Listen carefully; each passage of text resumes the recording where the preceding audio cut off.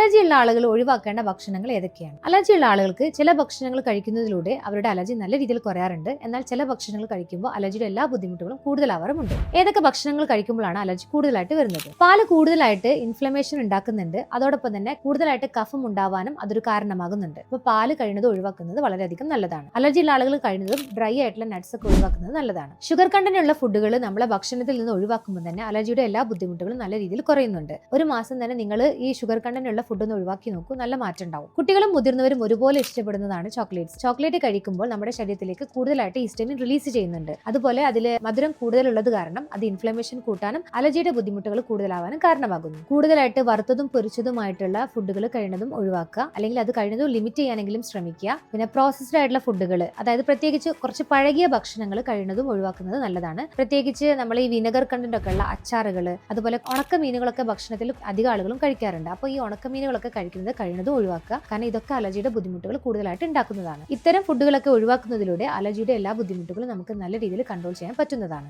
ഈ വീഡിയോ അലർജിയുമായിട്ട് ബുദ്ധിമുട്ടുന്ന നിങ്ങളുടെ ഫ്രണ്ട്സിനും റിലേറ്റീവ്സിനും നിങ്ങൾ ഷെയർ ചെയ്യും.